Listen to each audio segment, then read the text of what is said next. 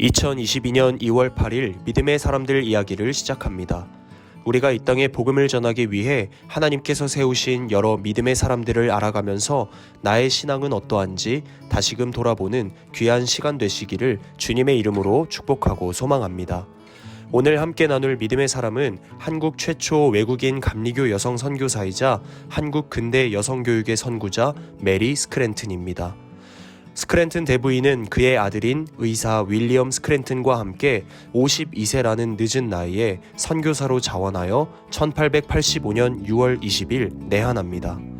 당시 한국은 유교 사상에 입각한 남녀 7세 부동석이라는 봉건적 분위기가 자리 잡고 있었습니다. 그럼에도 불구하고 스크랜튼 대부인은 독자적인 여성 사업을 전개합니다. 그렇게 마침내 1886년 11월 디귿자형의 한옥 건물을 중심으로 여성 교육 선교를 시작합니다. 당시 여성은 가르칠 필요가 없다라는 시대적 상황 때문에 여학생 모집이 쉽지만은 않았습니다. 그래서 스크랜튼 대부인은 가난한 집 딸들과 버려진 여자 아이들을 모아 학교를 시작합니다. 이렇게 시작된 여학교는 1887년 초 배제학당이나 정동 시병원처럼 고종으로부터 교명을 하사받게 됩니다.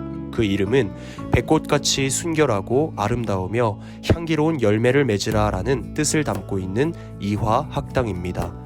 한국 최초의 여성 교육기관이 이렇게 탄생하게 됩니다. 이화학당 출신 인물들은 대표적으로 유관순 열사, 한국 여성 최초 해외 학사학위 취득자 하란사, 한국 최초 여성 의사인 박에스더가 있습니다. 교명을 하사받은 스크랜튼 대부인은 여성 교육의 본래 목적인 복음 전도 사역을 착수합니다.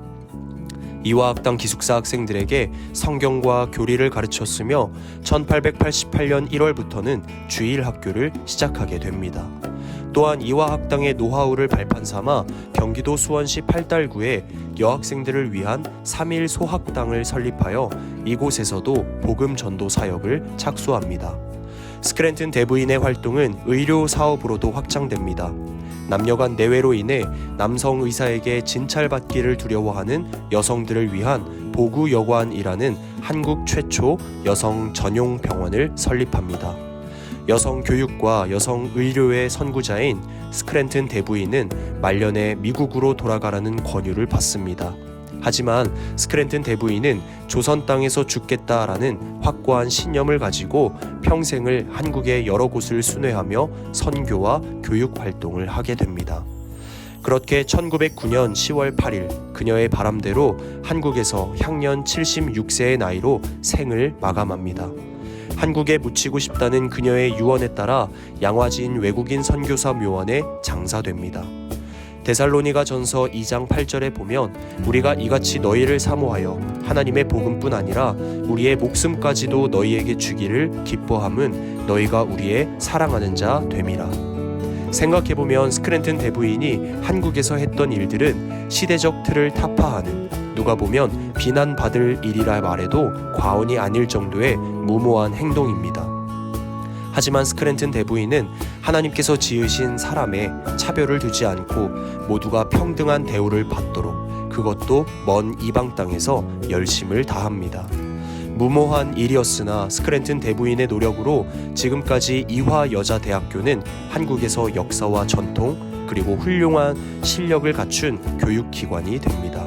스크랜튼 대부인이 경험한 하나님의 사랑은 가장 중요한 복음뿐 아니라 예수님과 같이 목숨을 다하기까지 누구에게나 차별 없는 헌신적인 사랑이었습니다. 소외된 자들에게 아낌없이 차별 없이 하나님의 사랑을 전한 스크랜튼 대부인처럼 오늘 우리도 누군가에게 하나님의 사랑을 전해보는 것은 어떨까요? 말하기는 예수 그리스도의 십자가 그 사랑을 몸소 경험한 우리가 그 뒤를 이어 복음을 전하는 데 기쁨이 넘쳐나는 사랑의 전달자가 되시기를 주님의 이름으로 축복하고 소망합니다.